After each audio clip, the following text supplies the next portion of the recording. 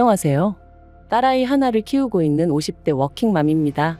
아무리 쥐어짜내려고 해도 좋은 점이라곤 하나도 생각나지 않는 별나디 별난 어머님의 며느리로 산지 16년 가까이 되었는데 최근에 일로 더는 어머님을 감당할 수가 없어서 이야기 좀 해볼까 해요. 그리고 솔직히 어른을 상대로 이런 말 뭐하지만 도대체 어머님은 뭘 믿고 저러시는 건지도 모르겠네요. 물론 가진 거 없다고 부모가 아닌 것은 아니지만 저도 오죽하면 이런 말을 하겠어요? 남편과는 지인의 소개로 만났고 연애를 시작한 지 2년 만에 결혼 이야기가 나왔습니다. 남편이 먼저 저 좋다고 죽자사자 쫓아다녀서 시작한 연애였고 결혼 이야기도 남편 입에서 먼저 나왔죠. 당시 저는 서울에서 여대를 졸업한 뒤 바로 취업에 성공해 회사를 다니는 중이었고 남편은 작은 식당을 운영하고 있었어요. 그래서 저는 연애를 시작하던 당시만 하더라도 남편보다 제 조건이 소위 딸린다고 생각해 본 적은 없었거든요. 그런데 프로포즈를 하면서 남편이 말하길 어머님이 예전부터 남편이 결혼할 때 무조건 24평짜리 아파트 한 채를 해주겠다 하셨다는 거예요. 그리고 저도 사람인데 그 소리 듣고 기분이 안 좋을 리는 없었죠. 남편이 그 정도를 해올 거란 기대를 하고 있던 게 아니었기에 놀라기도 했었고요. 그런데 문제는 그 아파트를 이유로 언젠가부터 어머님은 계속해서 남편이 믿지는 장가를 간다는 식으로 말씀을 하셨습니다. 그리고 그런 어머님의 언사로 저도 그렇고 친정부모님도 그렇고 몹시 마음이 상했었지만 파혼까지는 생각하지 못했네요. 당시만 하더라도 그 정도 유세는 받는 쪽에서 좀 참아야 한다는 생각이 저변에 깔려 있었거든요. 게다가 친정어머니께선 어쨌든지 간에 남편만 제 편이면 결국 자식 이기는 부모 없다고 저희 시어머니도 별 수 없으실 거라 하시며 남편하고 잘 지내라는 말씀을 몇 번이나 하시더라고요. 지금이야 만약 제 딸이 저와 같은 소리를 들으며 시집 간다고 하면 미쳤냐고 그런 집구석에 뭐하러 가냐 하겠지만 한편 그렇게 아파트 한 채 가지고 온갖 생색을 다 내시던 어머님께서 상견례까지 다 끝나고 나서 말을 바꾸셨어요. 알고 보니 아파트 한 채를 해주겠다 하셨던 것도 당신 명의로 가지고 있던 아파트를 남편 명의로 돌려주겠다는 거였는데 당시 그 아파트에 세입자가 있었거든요. 그리고 그 세입자를 핑계로 드시며 저랑 남편더러 시댁에 들어와서 살라고 하시더라고요. 그런데 제가 합가는 정말 꿈에도 생각해 본 적이 없었어요. 어떻게 시집살이를 겪으면서 회사 생활까지 하나 생각만 해도 끔찍했죠. 그래서 결국 남편에게 결혼 이야기는 없던 걸로 하자고 했어요. 아무래도 내가 당신한테 어울리는 짝이 아닌 것 같다고 각자 갈 길 가자고요. 하지만 남편이 저를 놔주지 않았습니다. 저랑 헤어지면 자기는 누구하고도 결혼하지 않을 거고 어쩌면 당장이라도 죽어버릴지도 모른다며. 그리고 그런 이야기를 계속해서 들으니 제 마음이 약해지더라고요. 그리고 남편이 저한테만 그런 것은 아니고 시부모님한테도 계속 그런 식으로 회방을 놓으시면 두 번 다시는 아들 얼굴 못 볼 줄 아시라 뭐 그렇게 난리를 쳤던 모양이에요. 그래서 결국 파혼 이야기는 없던 걸로 하고 다시 결혼 이야기가 진행이 되었어요. 단 어머님이 아파트 명의는 당장에는 못 넘겨주고 제가 애 낳으면 그때 해주신다 하시대요. 그래서 알겠다 하고 결혼했습니다. 까놓고 말해서 아닌 게 아니라 그런 어머님의 모습이 어찌나 치졸하고 치사하게 느껴지던지. 결혼 당시 어머님이 딱 하나 마음에 든다 하셨던 게 제가 돈을 번다는 거였어요. 그런데 그것도 좋은 뜻으로 마음에 들어 하신 건 아니고 제가 당신 아들 등골은 안 빼먹겠구나 뭐 그런 식으로 말씀을 하시면서 마음에 든다 하셨죠. 사실 저희 어머님은 말 한마디를 해도 참 밉살맞게 하시는 재주가 있으신 분이셨습니다. 그러니 오죽하면 한 동네에서 30년을 넘게 사셨다는데 친하게 지내는 이웃이 한 분도 없으셨겠어요? 하지만 제가 임신 소식을 전하니 대번에 하시는 말씀이 당신한테 애 맡길 생각은 꿈도 꾸지 말랍니다. 주변 사람들이 애 봐준 공은 없다고 하더라며 고생은 있는 대로 하고 며느리 눈치 볼 일 있냐 하시면서 말이죠. 그래서 알겠다 하곤 친정어머니한테 부탁을 드리기로 했어요. 당연히 매달 얼마씩 드리기로 했었고요. 그런데 이 소식이 어머님 귀에 들어가자 난리가 났습니다. 애는 엄마가 키워야지 왜 남한테 맡기냐면서요. 남이 아니라 외할머니다. 게다가 친정어머니가 오고 가고 하시면서 봐주시는 거다. 아무리 말씀을 드려도 들으려 하질 않으셨어요. 그리고는 급기야는 머리까지 싸매고 들어누우셔서는 저더러 친정으로 돈 빼돌리려고 술을 쓰네 어쩌네 별소리를 다 하시대요. 그래서 결국 저희 친정어머니도 두 손 두 발 다 드셨고 제가 직장을 관뒀습니다. 그런데 아이가 태어난 후 알게 된 사실은 더 충격적이었어요. 사실 어머님은 저희 신혼 때부터 연락도 없이 수시로 저희 집에 드나드시는 분이셨는데 친정어머니가 손녀 봐주러 오게 되면 당신이 오기 불편하니까 그래서 안 된다고 막으셨던 거더라고요. 그리고 이 사실을 알게 된 저는 정말 속에서 끓어오르는 분노를 참을 수 없었습니다. 그뿐인가요? 아이가 태어난 이후로 저희 부부는 어머님께 결혼 당시 약속하셨던 대로 아파트 명의를 바꿔달라 말씀드렸어요. 그랬더니 저희 어머님 하시는 말씀이 당신이 주고 싶으면 주는 거고 주기 싫으면 안 줘도 그만이라면서 저희가 말하는 게 싸가지가 있네 없네. 그리고는 결국 세금이 어떻고 이런저런 핑계를 대시면서 2달 가까이 저희를 당신 손바닥 위 떡 주무르듯 하시더라고요. 그래서 제가 남편더러 죽이 되든 밥이 되든 이 집에서 나가서 우리 능력으로 살자 했습니다. 남편도 미안하다면서 얼굴을 들지 못했고요. 그리고 그렇게 저희는 은행 대출까지 있는 대로 끌어다가 어머님 보란 듯이 아파트 한 채를 샀네요. 남편이 미안하다며 제 명의로 사라길래 거절 않고 그렇게 했고요. 한편 저희 애가 초등학교에 들어가던 해였습니다.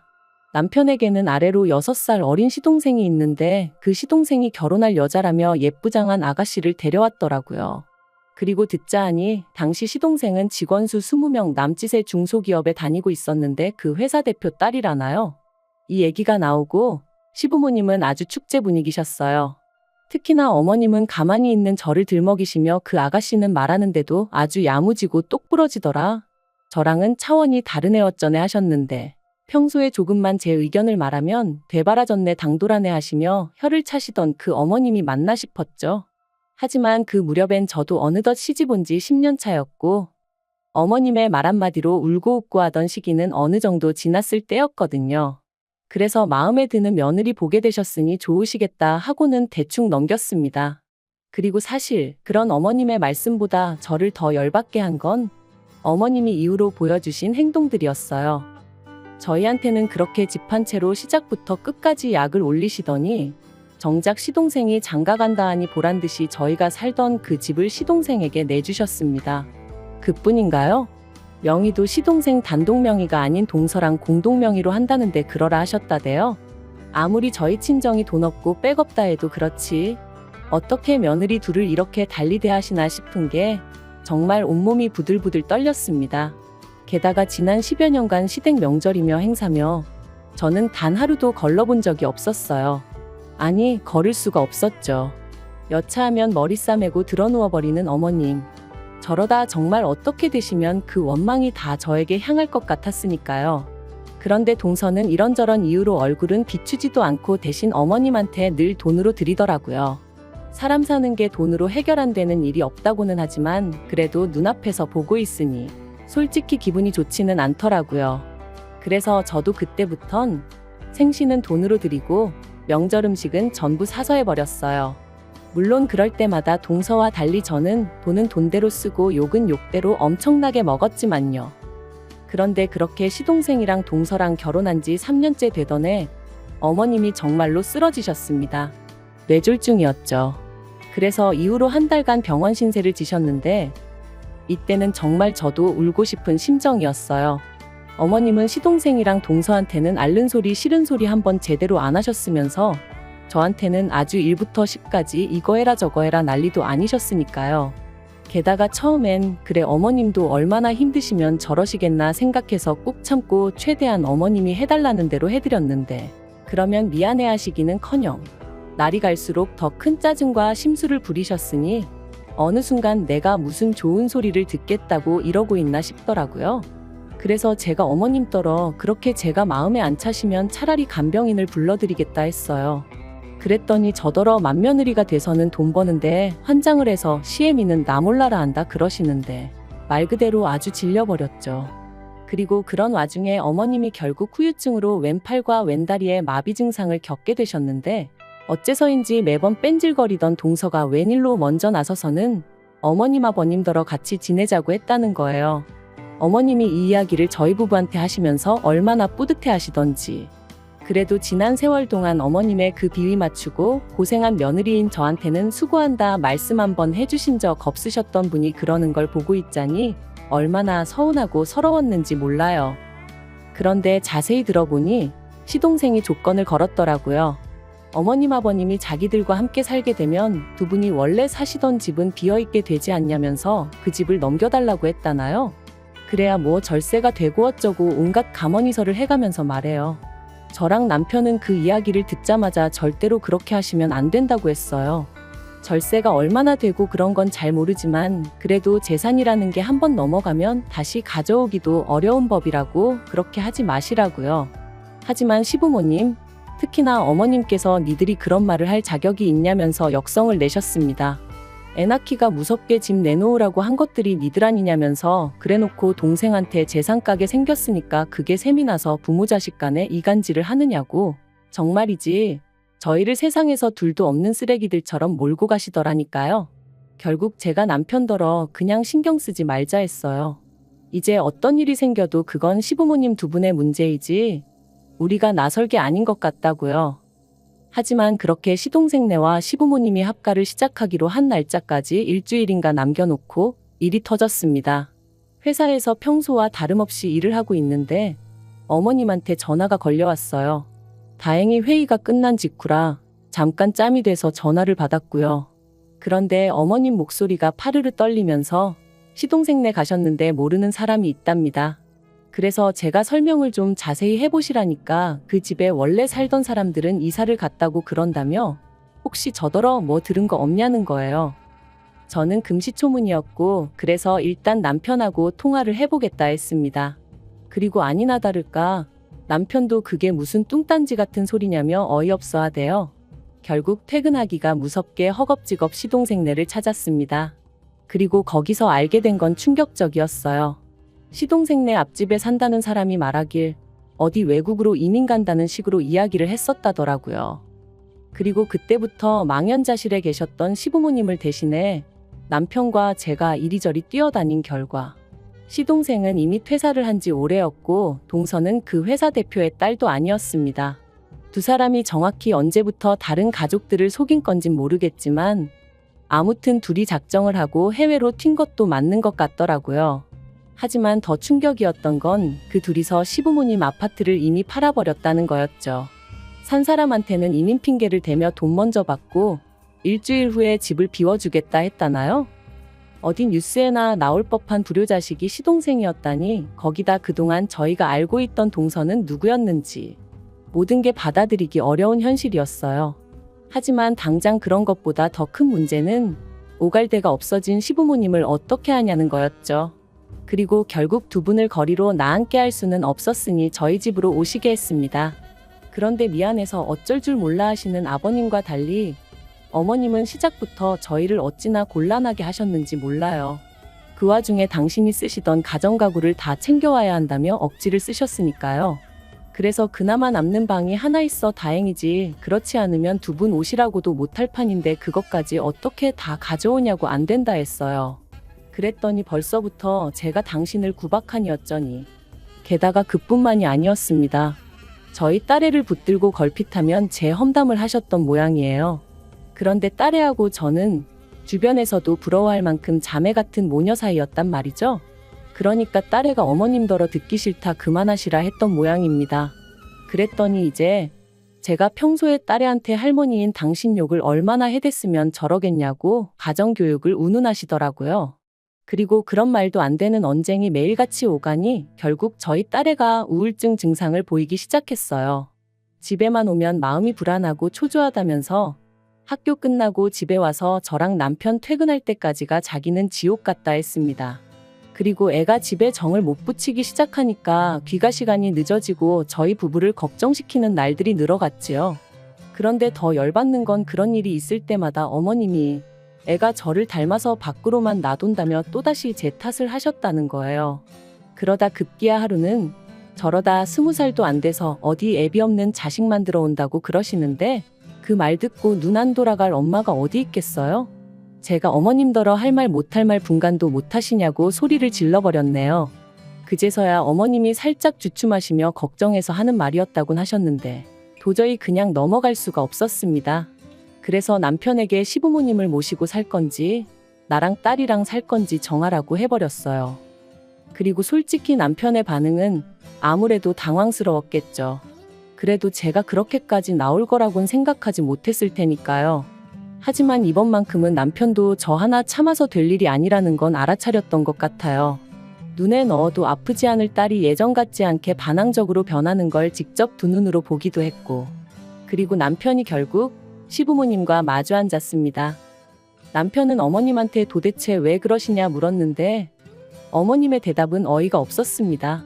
결혼할 때부터 제가 남편을 인질 삼아 당신 뜻을 좌지우지하려 들었던 게 가슴에 맺혔다는 거였어요. 그리고 그게 지금도 용서가 안 되는데 제가 그렇다고 딱히 잘하려는 노력도 하질 않으니 보기 싫어 죽겠다면서 말이죠. 그러자 남편이 긴 한숨을 내쉬더니 어머님더러 나가달라고 하더라고요. 그러자 어머님이 단번에 제가 시킨 거냐며 저한테 미친 X라고 욕을 내뱉으셨어요. 옆에 계시던 아버님도 평소라면 먼 산만 보고 계셨을 분인데 지금 우리를 내쫓는 거냐며 목소리를 높이셨고요. 그래서 저도 맞다고 악을 썼습니다. 도무지 제가 어머님을 감당을 못하겠어서 이대로는 못 살겠으니 선택하라 했죠. 남편은 거의 울면서 어머님한테 악을 썼어요. 도대체 왜 일을 이렇게까지 크게 만드시냐면서 해도 적당히 하셔야지 왜 가만히 있는 손녀까지 힘들게 하셨냐고, 퍼주는 건 다 동생네 퍼주시고 왜 우리는 이렇게 힘들게 하시냐며 말이죠. 그리고는 남편이 당분간은 원룸이든 뭐든 구해드릴 테니 두 분은 거기서 지내시다가 시동생네 찾게 되면 그리 옮겨가시라 하대요. 그게 자기가 해드릴 수 있는 마지막 배려라면서요. 그제서야 어머님께선 네가 어떻게 우리한테 이러냐며 바닥에 주저앉아 어린아이처럼 우셨고, 아버님은 아버님대로 말도 안 된다며 세상에 이럴 수는 없다 하셨지만 저는 더는 두 분에게 휘둘리고 싶은 마음이 없었기에 방으로 들어가 버렸어요. 그리고는 머리끝까지 이불 뒤집어 쓰고 귀 막고 그러고 있었죠. 이후로 얼마간의 시간이 흘렀을까? 어두운 안색으로 남편이 방에 들어와서는 제 머리를 쓰다듬으며 그간 고생 많았다 하는데 저도 그제서야 정말 눈물이 주룩주룩 쏟아지대요. 굳은 살이 박힌 대로 박혀서 이제 웬만한 일에는 상처를 안 받는다고 생각했는데 그렇지도 않았나 봐요. 그리고 결국 남편은 작정이라도 한 듯 일주일도 채 되지 않아 원룸을 구했다며 시부모님을 모시고 나갔습니다.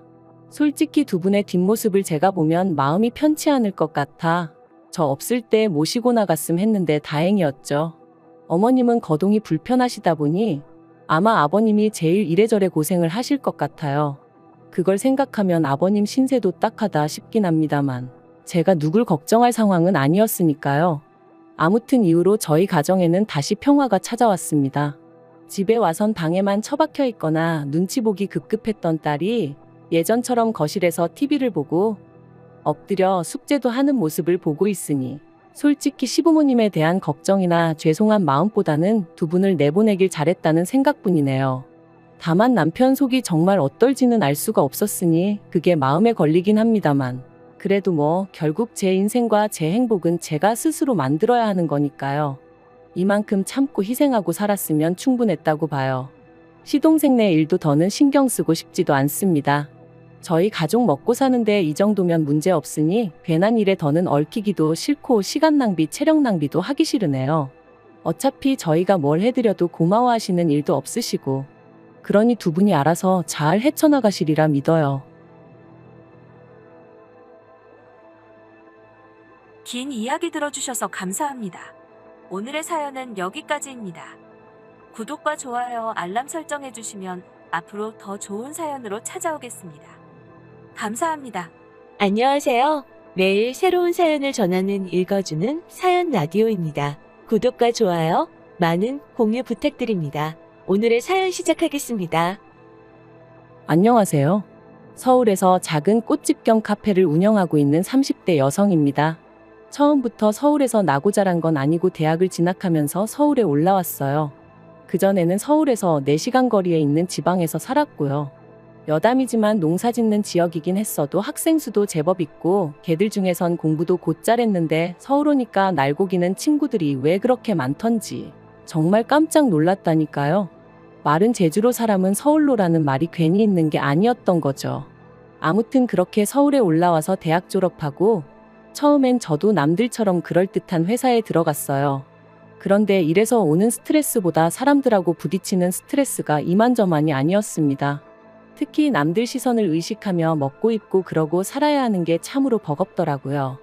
그래서 결국 회사를 관두고 무엇을 할까 고민하다가 꽃집을 열었어요. 어려서부터 농사일로 바쁜 부모님을 대신해 할머니랑 보내는 시간이 많았는데 저희 할머니가 꽃을 참 좋아하셨거든요. 그래서 저희 집 화병은 늘 화사한 꽃들로 가득했고 집 앞마당에도 봄에는 라일락 나무가 만개하곤 했었죠. 그리고 그때 기억이 떠오르면서 꽃집을 해야겠다 결심을 내렸고 동시에 제가 커피를 좋아해서 내친 김에 바리스타 자격증까지 따뒀었거든요. 그래서 꽃집 겸 카페를 오픈하게 되었네요. 그리고 그렇게 제 일을 시작하고 얼마 지나지 않았을 무렵 지금은 이혼했지만 편의상 남편이라 부를게요. 남편을 알게 되었습니다. 남편은 제 카페에 오는 단골 손님이었는데 한동안은 눈인사만 하다가 가벼운 대화를 주고받기까지 무려 1년이 걸렸죠. 사실 카페 위치가 회사들이 밀집한 곳이다 보니 연락처를 물어보는 식으로 관심을 표현하는 남자들이 종종 있었거든요. 그런데 남편은 그런 남자들에 비하면 무척이나 신중하고 진지한 느낌이었어요. 그래서 1년 만에 처음으로 카페가 아닌 다른 곳에서 점심 식사를 하자며 남편이 데이트 신청을 해왔을 땐 좀 놀랍고 신기하기까지 하더라니까요. 그리고 이후로 저희는 3년을 만났고 부부의 연을 맺었습니다. 3년의 연애는 사실 특별히 좋을 것도 나쁠 것도 없었어요. 서로를 힘들게 하는 순간도 있었고 동시에 서로를 웃게 하는 일도 있었고 다른 연인들의 연애와 그다지 다를 바 없었다고 할까요? 하지만 솔직히 말해서 목숨보다 더 사랑한다 그런 연애는 아니었던 것 같아요. 그저 지내다 보니까 정이 들었고 나이가 들었고 그러니 결혼 이야기가 나왔을 때 굳이 헤어져야 하는 이유를 찾지 못했던 거죠. 이제 와서 말이지만 정말 어리석었어요. 결혼 자체를 너무 우습게 봤다고 지금도 정말 반성하고 있습니다. 지금 만약 제 주변에서 누군가 이런 마음으로 결혼하겠다고 하면 절대로 하지 말라고 도시락 싸들고 쫓아다니며 말리고 싶을 정도로 말이죠. 결혼할 때 친정과 시댁에서 1억씩 보태주셨고 거기에 저랑 남편이 모아둔 돈을 더해 서울에 아파트 하나를 샀어요. 그런데 그 1억 받고 거진 1년 가까이를 신우한테 얼마나 시달렸는지 몰라요. 왜냐하면 남편에게는 위로 2살 많은 신우가 있었는데 이 신우가 시집을 가던 당시에는 시부모님이 말 그대로 땡전 한 푼 안 해주셨답니다. 시부모님 말씀으로는 이른 나이에 마음에도 안 드는 사윗감을 데려와서 괘씸해서 안 해주셨다고 하셨고요. 하지만 신우는 그래도 자식이라곤 둘밖에 없는데 이렇게 차별하는 법이 어딨냐며 말 그대로 집안을 쑥대밭으로 만든 것은 물론이고 결혼식을 올린 후에는 괜히 저한테까지 심술을 부리기 일쑤였습니다. 제가 운영하는 카페에 친구들을 데려와서는 잔뜩 시켜먹고는 잘 먹었어 하고 도망을 간다거나 미안해서 밥을 사주고 싶다며 사람을 불러내놓고는 자리에 안 나타난다거나 하나같이 어찌나 유치하던지 어디 사람 짜증나게 하는 법을 배우러 다니나 싶을 정도였다니까요. 하지만 이런 신우의 심술보다 저를 더 짜증나게 한 건 그럴 때마다 남편이 보인 반응이었습니다. 남편은 자기 누나 그러니까 신우가 얼마나 속이 상하면 저러겠냐 하면서 매번 제가 이해하길 바랬어요. 게다가 조금이라도 중요한 결정을 내려야 할 때면 꼭 신우를 만나서 조언을 구하더라고요. 제가 전업주부를 결코 무시하는 건 아니지만 신우는 대학을 졸업한 직후 결혼해서 이후로는 쭉 시조카만 키우며 전업주부로 살았거든요. 그러니 제가 보기엔 부동산이라던가 업무적인 면에서 남편이 조언을 구하기에 신우는 적합한 상대로는 보이지 않았는데요. 심지어 결혼 전 저희 둘이 탈 차를 고를 때도 그랬습니다. 참고로 제 친척 중에는 외제차 딜러로 20년을 근무한 분도 계셨거든요. 그런데 장롱면허인 신우하고 상의를 하는 꼴이라니 어이가 없었죠. 하지만 그때만 하더라도 그저 남편이 누나하고 사이가 좋아서 그런가 싶었지 신우 말 한마디에 좌지우지 될 정도로 누나라면 꼼짝 못하는 인간인 줄은 눈치채지 못했었어요. 그러나 먼저 언급한 이유들 때문에 제가 남편과 이혼까지 결심하게 된 건 결코 아닙니다.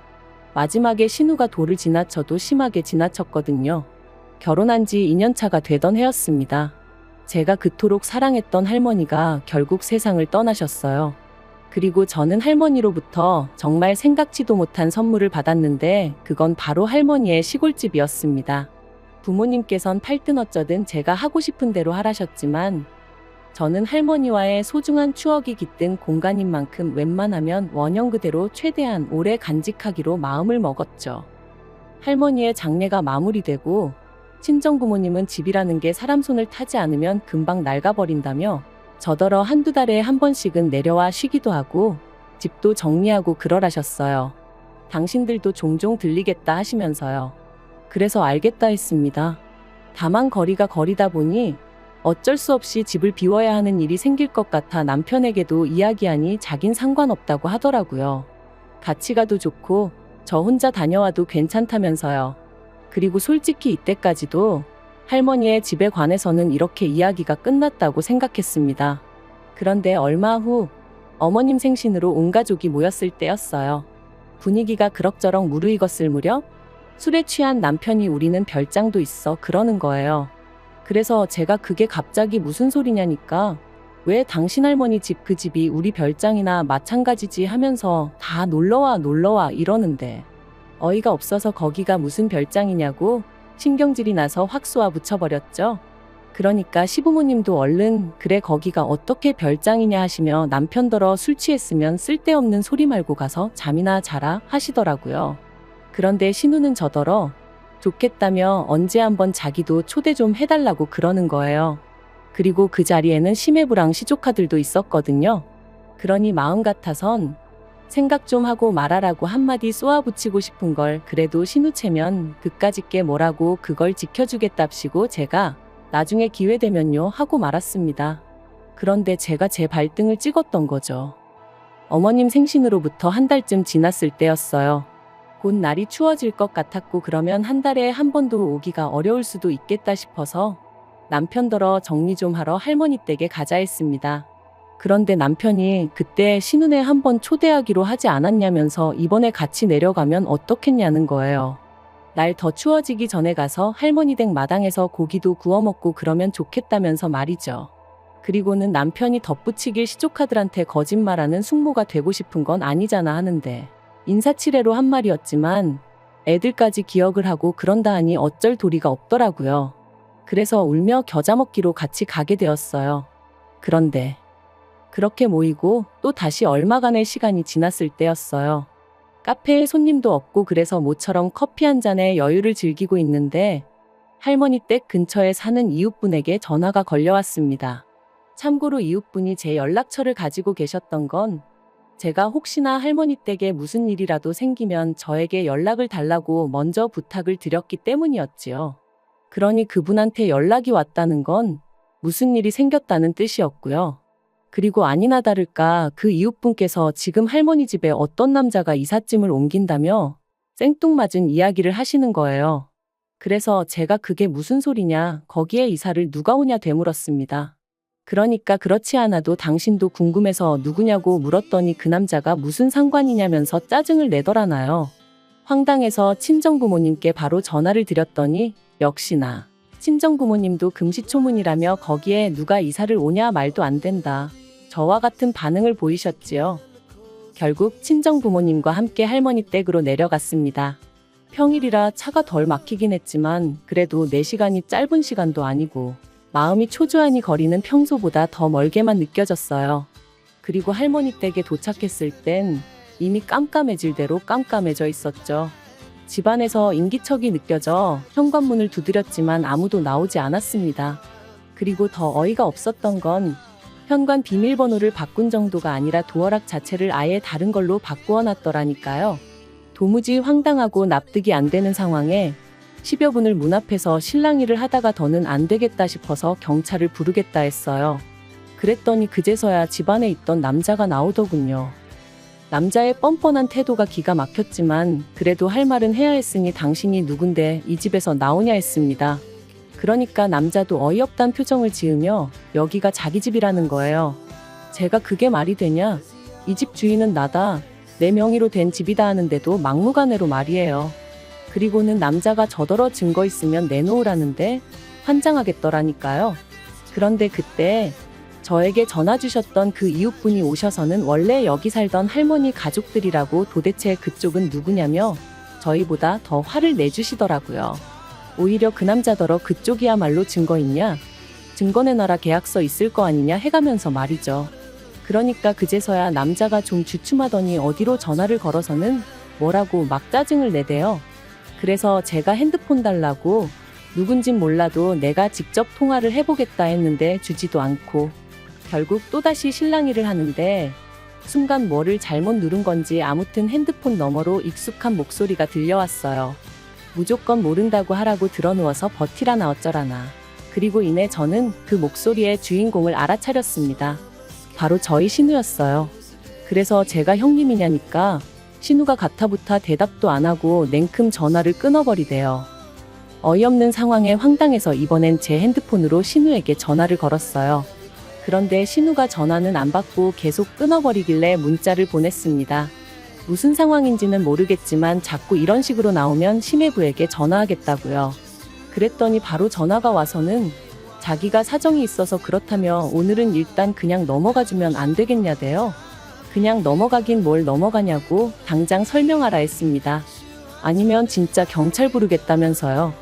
그러자 신우가 바로 전화를 해와서는 사람 하나 살리는 셈치고 일단 내일 만나서 자기 얘기부터 들어주면 안 되겠냐더라고요. 그리고 친정 부모님도 일단은 집안에 남자가 신우랑 아는 사람인 것 같으니 큰일이야 있겠냐면서 당신들도 너무 피곤하다고 일단은 올라가자 하셨죠. 그래서 결국 집으로 올라왔는데 시간을 보니 어느덧 새벽 1시가 다 되어 있었네요. 그리고 새벽 내 뒤척이다 거의 뜬 눈으로 밤을 새운 제가 신우에게 전화를 걸었습니다. 그래도 제 딴에는 나름대로 배려해준답시고 심해부시 조카 전부 다 집에서 나갔을 법한 때 전화를 했죠. 그런데 지난밤 애걸복걸하던 신우의 목소리는 온데간데없고 매섭게 날이 선 목소리로 제 전화를 받더니 아무리 그래도 그렇지 그 밤중에 여러 사람 피곤하고 곤란하게 그랬어야 하냐며 저한테 짜증을 내는 게 아니겠어요? 그래서 저도 지금 이 상황이 누구 때문에 벌어진 일인데 저한테 그러는 거냐고 따져 물었어요. 그리고는 내 할머니 집에 있는 그 남자 도대체 누구냐 물었습니다. 그러니까 신우가 그런 것까진 제가 알 거 없고 당분간 거기 세주는 셈치고 그 남자가 살게 내버려두라는 거예요. 어이가 없어서 내가 언제 그 집 누구 세준다고 했냐? 싫다 했습니다. 막말로 한 달에 1,000만 원을 준다고 해도 필요 없다면서요. 그랬더니 신우가 사정이 있어서 그런 거 아니겠냐면서 가족끼리 그 정도 이해도 못 해주냐대요. 그래서 제가 그 남자를 내가 어디서 봤다고 가족 타령이냐 제정신이냐 했습니다. 그리고는 제 딴에는 신우 기분 나쁘라고 형님 애인이라도 되냐고 쏘아붙였죠. 그런데 신우 반응이 정말 말 그대로 화들짝 놀래서는 저더러 어떻게 알았냐는 거예요. 제가 신우더러 미쳤냐 제정신이냐 했어요. 그리고는 그럼 더더욱 말이 안 된다. 싫다 불쾌하다 당장 나오라고 하라고 소리를 질렀네요. 나한테는 소중한 추억의 장소인데 신우의 내연남이라니 너무 더럽다고. 나더러 심해부 얼굴을 어떻게 보라는 거냐고 말도 안 된다고요. 하지만 신우는 막무가내였습니다. 자기는 그 사람 없으면 죽는다면서요. 그래서 제가 왜 하필 내 할머니 댁이냐 그렇게 중요한 사람이면 가까운 데다 꼭꼭 숨겨놓을 것이지 왜 괜히 나까지 얽히게 만드냐고 화를 냈죠. 그런데 신우가 하는 말이 그건 그럴 만한 사정이 있어서 그렇다며 아무튼 저더러 이해 좀 해달라는데 미치겠더라고요. 마음 같아선 확 심해부한테 이야기해버릴까 싶다가도 그럼 시조카들은 어떻게 되는 건가 싶고 그리고 그렇게 남편한테조차 말도 못하고 속만 끓이던 와중에 시댁이 완전히 뒤집어졌습니다. 심해부가 신우가 바람을 피고 있다는 사실을 알아챘거든요. 그리고 심해부가 눈치챈 이유도 어이가 없는 게 저희 할머니 집 근처에는 마트고 뭐고 없으니까 신우가 어지간히 뭘 사서 보냈던 모양이에요. 문제는 그렇게 사나르는 동안 심해부 카드 쓰고 인터넷 쇼핑몰 아이디도 심해부 거로 하고 멍청한 데는 답도 없다더니 정말 그 말이 딱이더라니까요. 그리고 심해부가 아무리 둔하다고 해도 카드값도 전에 없이 많이 나오는 와중에 심지어 물건 중 하나가 반송이 되면서 그 전화가 신우가 아닌 심해부한테 갔나 보더라고요. 그러니 이건 뭐 이혼당하고 싶어 환장이라도 한 건가? 아주 그냥 심해부한테 제발 눈치 좀 채주세요 하고 빌었구나 싶더라니까요. 그래서 결국 심해부가 신우에게 이혼하자 했는데 어처구니 없게도 그 불똥이 저한테 튀었습니다. 신우가 말하길 이대로 이혼당하면 자기는 정말 오갈 데도 없어지기에 자기가 제 할머니 집에서 살아야겠다고 했거든요. 제가 미쳤냐 제정신이냐 화를 내니 오히려 적반하장도 유분수지 누가 거기서 평생 살겠다고 했냐고 자기랑 자기 내연남이랑 얼마라도 돈을 모아야 이사를 가든 어쩌든 할 거 아니냐면서 자기 상황 좀 이해해 달라나요. 그래서 결국 이미 신우 이야기로 온 집안이 뒤집어진 마당에 제가 못할 말이 뭐가 있겠나 싶어 남편에게 그간의 자초지종과 신우의 억지를 전부 다 털어놓았습니다. 그리고는 상황이 이렇게 된 만큼 당신이 누나한테 말 잘해서 그런 소리 좀 못하게 해달라 했죠. 그런데 남편이 보인 반응은 더 가관이었습니다. 신우가 그렇게까지 부탁을 하는데 그걸 이해 못 해주냐면서 어차피 세를 주는 집도 아닌데 너무 인색하게 굴지 말라고 했거든요. 그리고는 사람이 마음을 곱게 쓰라는데 100번 양보해서 신우가 심해부랑 살 곳이 없다 하면 모를까? 제가 신우랑 신우네 연남은 정상적인 관계도 아닌데 그 두 사람 사이를 왜 이해해야 하냔 말이죠. 그래서 됐다고 둘이서 안 나가면 법대로 하겠다 했습니다. 그랬더니 남편인 저더러 그랬다간 자기도 가만히 안 있을 거라면서 자기 누나를 욕보이는 여자하고는 못 산다나요? 그리고 이 말 한마디가 저에게는 어떻게 보면 시발점이 되었던 것 같아요.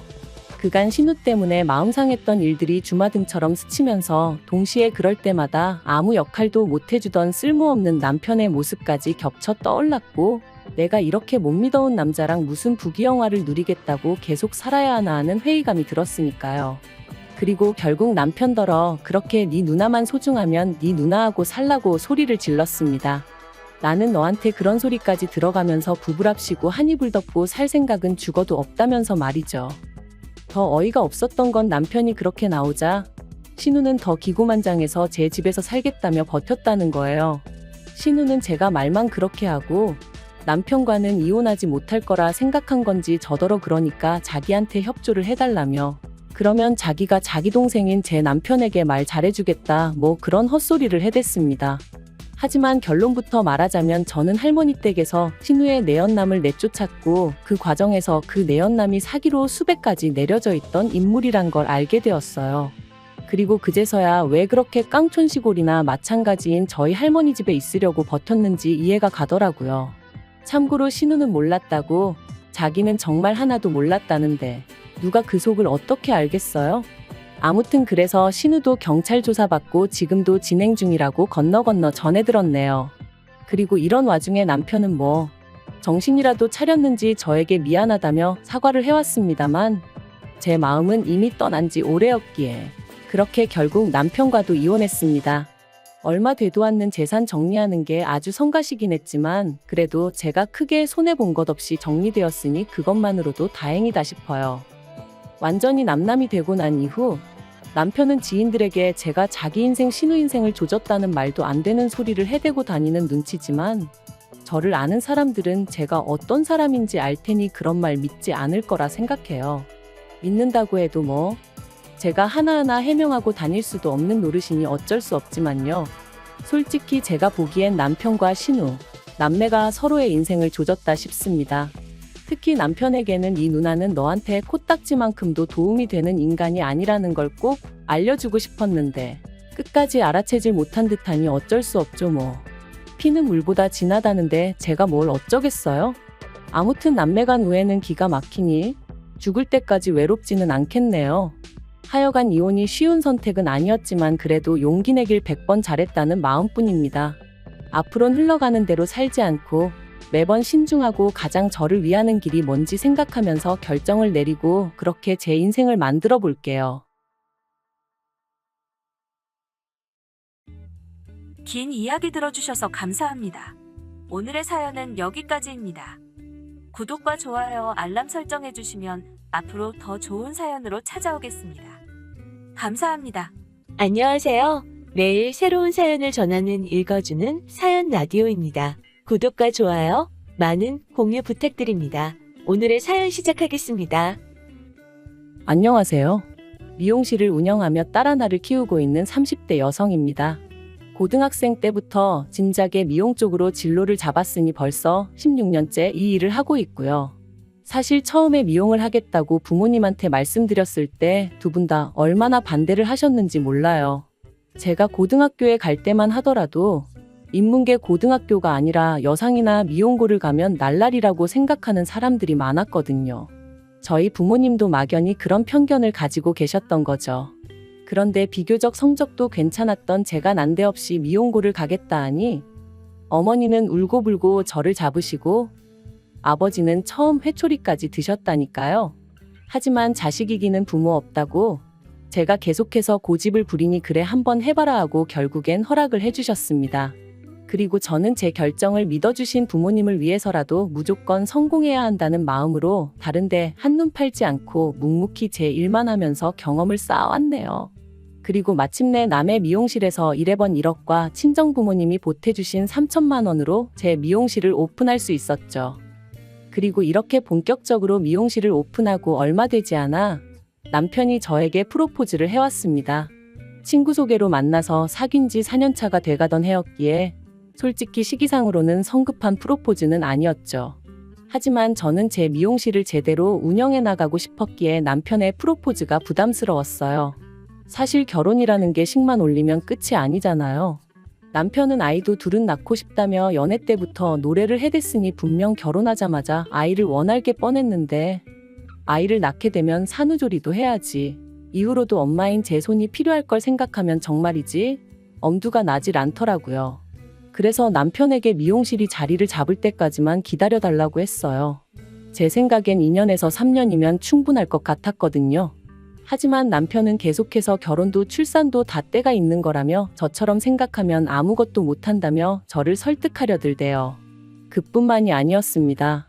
심지어 언젠가는 혹시 사랑이 식은 거냐 해가며 제 앞에서 눈물을 보인 적도 있어요. 그러니 더는 그런 남편을 밀어낼 수가 없었고 그렇게 부부의 연을 맺게 되었죠. 처음 몇 달간의 신혼생활은 정말 꿈만 같았어요. 비록 남편은 회사 일로 저는 미용실로 바쁜 하루하루를 보내긴 했지만 그래도 한 공간에서 같이 생활을 해나간다는 게 즐겁고 행복했거든요. 그리고 결혼한 지 1년 만에 조심한다고 했는데도 결국 임신을 했습니다. 사실 이렇게 이야기하면 어떻게 들릴지 모르겠지만 저는 아이를 원하기도 했고 동시에 원하지 않기도 했어요. 무슨 말이냐 하면 남편과의 결혼 생활이 만족스러웠으니 아이까지 있으면 얼마나 더 행복할까 싶으면서도 동시에 미용실을 생각하면 지금 아이를 갖는 건 타이밍이 좋지 않다 그런 고민을 했던 거지요. 하지만 임신이라는 게 제가 원하는 대로 되는 건 아니잖아요. 결국 12월 크리스마스를 앞두고 저는 제 임신 사실을 알게 되었고 그때는 언제 내가 고민을 했었나 싶을 정도로 감격스러울 뿐이었습니다. 그런데 제 임신 소식을 듣고 무척이나 기뻐하시던 친정 부모님과 달리 시부모님 특히 어머님의 반응은 냉랭하기 짝이 없었습니다. 제가 무슨 말을 한 것도 아닌데 일 핑계로 당신한테 아이를 맡길 생각이라면 꿈도 꾸지 말라는 식으로 말씀을 하셨으니까요. 그리고 저는 그럴 생각이 정말 요만큼도 없었기 때문에 그런 어머님의 말씀이 서운하기보다는 어이가 없을 뿐이었지요. 사실 어머님과 저는 시작부터 사이가 좋지가 않았어요. 어머님께선 상견례 자리에서 저와 저희 친정부모님한테 대놓고 무려 4년제씩이나 졸업한 내 아들이 프로포즈를 했는데 그걸 제가 거절했다는 이야기를 듣고 기도 안 차대요. 하고는 불평을 하셨고 그런 이야기를 듣고 화가 나신 저희 친정어머니께서 정말 속상하셨겠어요. 저희도 그쪽 아드님이 결혼 좀 해달라고 저희 딸 앞에서 울었다는 이야기를 듣고는 얼마나 당혹스러웠는지 몰라요. 하시며 한 방 먹이셨거든요. 정말이지 그때를 생각하면 지금도 가시방석에 앉은 듯 마음이 불편해진다니까요. 그리고 어머님께선 이후로 저희 친정어머니가 당신 앞에서 거들먹거렸느니 어쩌니 하시며 번번이 싫은 소리를 하셨으니 아무리 제가 힘없는 며느리의 입장이었다지만 그런 이야기를 듣고 가만히 있을 수가 있었겠어요. 결국 참다 못한 제가 어머님께 어머님도 누가 어머님 앞에서 어머님 아들 흠잡으면 싫으시잖아요. 저희 친정어머니도 그래서 그러셨던 거니 이해 좀 해주세요. 하고 한마디 했습니다. 그러니까 이제 제가 저희 어머니 닮아서 상대가 누구건 간에 하고 싶은 말은 다 하고 산다고 아주 웃기지도 않는 집구석이네 어쩌네 하시더니 급기야는 대놓고 저를 무시하고 깔보기까지 하셔서 저도 마음이 많이 상한 상황이었거든요. 그런데 그런 와중에 대뜸 애 안 봐준다 소리까지 하시니 제가 얼마나 어이가 없었겠어요. 심지어 다른 시댁에선 산후조리원비도 주고 그런다던데 그런 건 물론 바라지도 않았지만 이런 방구도 없으셨으면서 말해요. 그래서 저도 걱정 마시라고 어머님한텐 부탁 안 드린다 했네요. 그리고 어느덧 시간이 흘러 출산 예정일까지 한 달도 남기지 않았던 때 어머님의 생신이 있었습니다. 저는 남편에게 나는 안 갈 테니 당신하고 신우하고 챙겨드리라 했고 남편도 알겠다고 했어요. 그런데 어머님께서 그런 법이 어딨느냐 하시며 그래도 얼굴은 비추고 가는 게 예의 아니냐 하시대요. 신우도 하는 말이 어머님이 음식을 하라는 것도 아니고 와서 다 같이 축하하고 밥이나 한 끼 먹고 가라는 건데 그것도 어렵냐며 싫은 티를 냈고요. 그래서 결국 울며 겨자 먹기로 시댁에 갔습니다. 그런데 막상 도착하니까 어이가 없었어요. 왜냐하면 정말 먹을 거라곤 하나 되어 있는 게 없었거든요. 혹시나 싶어 그나마 제가 그 와중에 갈비를 좀 재워갔으니 망정이지 어떻게 미역국 하나 준비가 안 되어 있느냔 말이죠. 하지만 저를 정말 어이없게 한 건 그것만이 아니었어요. 결국 제가 준비해간 갈비에 냉장고에 있던 밑반찬 몇 가지를 꺼내 식사를 시작하고 이런저런 대화가 오가던 때였습니다. 대뜸 어머님이 저더러 산후조리는 어떻게 할 거냐고 물으시대요. 그래서 제가 산후조리원에 가서 해야죠 하고 대답했어요. 요즘 산후조리원 안 가는 사람이 없고 어머님도 신우가 첫째 낳을 때 다녀왔으니 아실 텐데 왜 이런 질문을 하시나 싶었고요. 그런데 어머님께서 저더러 산후조리원에 간다고 100% 몸이 회복돼서 나오는 것도 아닌데 돈 아깝다며 그런 건 원래 친정어머니가 해주는 거라고 친정에 가서 몸조리를 하는 건 어떻겠냐대요. 그래서 제가 신우도 여기 와서 산후조리 했냐고 물었습니다. 어머님 당황하시라고 그런 질문을 했다기보단 어머님이 하시는 말씀하고 행동이 따로 노니까 약간 짜증이 나서 반항심에 여쭤본 거였죠. 그리고 그런 제 질문에 어머님은 그때야 뭘 몰라서 보내신 거고 보내보니까 가도 별거 없구나 싶어서 저한테 가지 말라고 하는 거라나요? 그런 어머님의 대답에 신경질도 나고 그래서 저도 어머님 떨어 그럼 뭐 다른 사람들은 다 바보라서 그 비싼 돈을 주고 산후조리원을 가겠냐고 받아쳤습니다. 다들 뭐가 달라도 다르니까 비싸도 2주고 3주고 가 있는 거 아니겠냐고요. 그리고는 그 말을 하지 말았어야 했는데 홧김에 그만 친정어머니가 산후조리에 쓰라고 2천만 원을 주셨단 이야기를 해버렸어요. 사실 친정어머니께서 제가 대학도 안 갔지 시집 갈 때도 제가 제 힘으로 갔지. 그러니까 이래저래 못 해주신 게 마음에 걸리셨던 모양이에요. 그래서 제가 임신한 걸 아셨을 땐 산후조리원비만큼은 꼭 해주고 싶으셨다 하시더라고요. 그리고는 그렇게 현금 2천만 원이 든 통장을 저에게 주셨고 당연히 저는 산후조리원이 이렇게 비싸지는 않으니 이렇게 많이 안 주셔도 된다고 했는데 친정부모님 두 분 다 부모 마음이 그런 게 아니라며 쓸 만큼 쓰고 나머지는 가지고 있다 나중에 요긴하게 쓰라셨어요. 그래서 저는 이 돈은 시부모님은 물론이고 남편에게도 숨길 생각이었는데 아무튼 방정맞은 제 입을 탓해야 했죠. 2천만 원이란 소리에 어머님의 눈이 휘둥그레해지더니 저더러 정말 그 돈을 다 산후조리원에 쓸 거냐 되물으셨습니다. 그리고 아차 싶었던 저는 산후조리원비로도 쓰고 필요할 때 요긴하게 써야죠 하고 대충 둘러대긴 했지만 제 이야기는 더 이상 어머님 귀에는 들리지 않는 눈치였네요. 그리고 그렇게 집에 돌아온 지 이틀째 되던 날 어머님이 전화를 해오셔서는 하시는 말씀이 당신이 곰곰이 생각을 해봤는데 역시나 산후조리원을 가는 건 아까운 것 같다며 대신 당신이 산후조리를 해주시겠다셨습니다. 그래도 아무렴 할머니가 낫지 생판남이 낫겠냐면서 말해요. 그리고 저는 그런 어머님의 말씀에 너무 당황한 나머지 돌려물을 생각도 못하고 갑자기 왜 그러시냐고 대놓고 물었어요. 분명히 임신 소식을 알렸을 때만 하더라도 제가 무슨 말을 하기도 전에 애는 못 봐준다며 사람을 무안하게 하셨던 분이셨으니까요.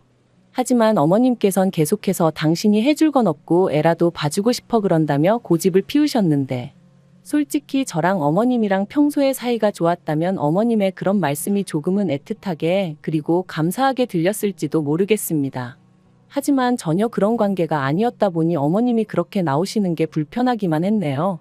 그리고 까놓고 말해서 어머님께 제 산후조리를 맡기면 하다못해 제가 어머님한테 안마라도 한번 시원하게 받을 수 있겠나 싶더라고요. 어머님이 저희 살림을 해주시는 것도 싫지만 해주신다고 한들 그 사이에 제가 마음 편하게 잠을 잘 수도 없을 테고요. 게다가 어쨌든 그렇게 저희 집에 와 계신다 치면 설령 어머님께서 안 받는다 하셔도 제가 돈을 안 드릴 수가 있냔 말이죠. 결국 돈은 돈대로 쓰고 몸조리는 하나도 못할 게 뻔했습니다. 그래서 제가 어머님더러 산후조리만큼은 제가 알아서 하겠다고 했어요. 요새는 출산하는 병원에서 소개도 해주니 걱정 안 하셔도 된다고요. 그러자 어머님도 더는 하실 말씀이 없으셨는지 그래 너 잘났다 하시고는 전화를 탁 끊어버리시대요. 그 일이 있고 며칠 뒤 저는 출산을 했고 눈에 넣어도 아프지 않을 딸을 낳았습니다. 병원에 오신 어머님께서 기어이 산후조리원에 갈 거냐 하시는데 옆에 계시던 친정어머니께서 당연한 거 아니냐며 저 대신 대답을 해주셨어요. 그리고는 산후조리원에서 나오는 대로 친정으로 데려가서 2주 정도 더 데리고 있을 거라고 하시더라고요. 그러자 어머님께서 그러면 당신 아들이 한 달 가까이 혼자 있어야 되는데 그게 말이 되냐며 짜증을 내시대요. 물론 저희 친정어머니께서 다 큰 어른이 한 달 혼자 있는 게 뭐가 대수냐며 우리 딸애랑 결혼하기 전에도 혼자 살았다는데 별 걱정을 다 하신다고 어머님 입을 막아버리셨지만요. 그런데 어휴, 그 타이밍에 그렇게 일이 겹칠 줄 누가 알았겠어요? 산후조리원에서 퇴소하고 친정에 도착한 지 이틀째 되던 날이었습니다. 높아진 친정어머니 목소리에 잠에서 깼는데 누구랑 통화를 하고 계신 건지 어머니 표정이 좋지가 않았죠. 그리고 이내 어머니가 전화를 끊으신 걸 보고는 누군데 그러냐니까 저희 어머님이라면서 하시는 말씀이 어머님이 넘어지셨답니다. 어디 계단에서 발을 헛디디셨는지 아무튼 넘어지셔가지고 어깨를 다치셨다는 거예요. 그러면서 어머님이 아무래도 제가 와야 할 것 같다고 그러셨다나요? 당신 수발 들 사람이 마땅치 않다면서 말이죠. 그리고 친정어머니는 그런 어머님에게 지금 내 딸이 여기 놀러와 있냐고 생각이 왜 이렇게 짧으시냐고 화를 내셨던 거고요. 아무리 어머님이시라지만 어찌나 어이가 없던지. 하지만 한편으론 정말 안 가도 되나 싶대요. 그래서 친정어머니께 괜찮을까 하니까 저더러 네 몸은 네가 챙겨야 되는 거라며 여자가 산후조리를 잘못하면 평생 힘들다고 그쪽은 신경 쓸 것도 없다셨어요. 그리고 그 집에 자식이 없냐고 네 서방 있고 네 신우도 있는데 뭐가 문제냐 그러시는데 듣고 보니 정말 다 맞는 말인 거죠. 심지어 신우는 일을 하는 것도 아닌데 왜 피 한 방울 안 섞인 며느리를 찾으시는 건지. 아무튼 그래서 에라 모르겠다 생각하고 안 갔어요. 그리고 이후로 이 일로 인해 두고두고 어머님한테 술상 위 안주거리 마냥 씹히고 또 씹혔네요. 친척분들한테도 어찌나 제 욕을 해대셨는지 정말 결혼식 때나 한번 배웠던 먼 친척분이 저더러 네 시애미한테 잘하라고 그러면 못 쓴다고 문자를 다 보내셨더라니까요. 그리고 이후로 시간은 흘러 어느덧 저희 애는 2살이 되었고 신우도 둘째의 출산을 코앞에 두고 있었어요. 솔직히 저랑은 크게 관계 있는 일이라고는 느껴지지 않았다 보니 저는 별 생각은 없었고요. 그런데 하루는 어머님께서 연락도 없이 저희 애가 보고 싶어 왔다는 핑계로 저희 집에 오셔서는 신우 출산 선물로 뭘 해줄 거냐입니다. 벙찌더라고요. 왜냐하면 저 출산했을 때 시부모님한테도 신우한테도 정말 1,000원짜리 하나 뭐 받은 게 없었거든요. 당시 어머님 어깨 다치시고 어쩌고 하면서 저 애 낳고 그런 건 다 유야무야 되는 통에 말이죠. 하지만 솔직히 생각하기에 선물이든 뭐든 해주려는 마음 있고 생각 있었으면 언제라도 얼마든지 해줄 수 있었을 텐데. 아무튼 시댁 쪽에선 남편을 제외하곤 누구 하나 뭐 필요한 거 없냐 물어본 사람이 없었습니다. 그런데 이제 와서 신우 출산 선물이라니. 그것도 대놓고 물어보시니 제가 어처구니가 없을 수밖에 없었죠. 그래서 그럴 여유도 없고 저도 받은 게 없다고 솔직히 말씀드렸습니다. 그랬더니 어머님이 뒷부분은 못 들은 척 하시고는 너 그때 네 친정엄마가 준 돈 벌써 다 썼냐는 거예요. 부려 2년이나 지난 상황에 그 돈을 어머님이 들먹이시니 황당하기도 하고 어이가 없었습니다. 그래서 그게 왜 궁금하시냐? 신우 출산하고는 상관없는 돈이라고 딱 잘라 선을 그었어요. 참고로 이 무렵에는 저도 어느 정도는 뻔뻔해졌다고 해야 할지 어머님이 터무니없는 말씀을 하실 때는 딱 거절할 수 있는 정도는 되었었네요. 아무튼 제가 그렇게 나가니 어머님이 저더러 너 참 인정머리 없다 하시고는 네 신우도 산후조리원에 가야 할 거 아니냐 그러셨습니다. 그런데 심해부가 실직하고 벌이도 없고 그쪽 시댁도 형편이 어렵다 하니 어쩌겠냐고 우리가 좀 도와줘야지 하시는데 그래서 어머님께 저 임신했을 때는 산후조리원 돈 아깝다며 산후조리원 가기 직전까지 사람을 못 가게 막으시더니 왜 지금은 또 이렇게 산후조리원에 목을 매시냐 했어요. 그리고는 아무튼 저는 신우 산후조리원비 대줄 능력도 없고 그럴 생각도 없으니 그런 말씀 하지 마시라 했죠. 그랬더니 미용실에 요새 손님도 바글바글하다면서 어쩌면 이렇게 매정하냐 하시며 급기야 화를 내시는 거예요. 그리고는 잔소리 말고 다음 주까지 일단 1,000만 원 만들어 오라고. 그러면 그걸로 제가 그동안 어머님한테 제대로 못 해드린 거 없던 일로 해주시겠다대요. 그리고 이 일로 저와 남편은 결국 부부싸움까지 하게 되었습니다. 어머님이 댁으로 돌아가신 이후로 분을 삭힐 수 없던 제가 남편에게 연락을 했거든요.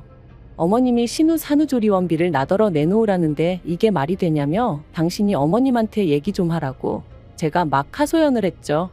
그런데 수화기 너머로 남편이 보인 반응은 어째 뜨뜻미지근하더니 퇴근하고 와서는 저를 붙들고 하는 말이 가관이었습니다. 저더러 이제 애엄마도 되었고 하니 좀 느긋하고 인자한 마음을 가지라며 그 돈 다 손에 쥐고 뭐 할 거냐고. 그러지 말고 이참에 좀 베풀면 좋잖아. 그러는 거예요. 그러면서 결혼할 때 자기 집에서 크게 뭐 해오라고 요구한 것도 없고 그때 제가 어머님 병간호 나 몰라라 할 때도 신우가 저 대신 어머님 병수발을 들었으니 좋게 좋게 넘어갈 수 있었던 거고 게다가 미용실 때문에 명절에 다른 사람들은 2박 3일 일할 거 저는 1박 2일만 하지 않았냐면서 그게 다 어머님이랑 신우가 그래도 한 가족이라고 제 허물을 덮어줬으니 가능했던 거라나요? 그리고는 원래 가족은 그렇게 돕고 사는 거네 어쩌네 하는데 정말이지 뒷목 잡고 쓰러질 것 같더라니까요.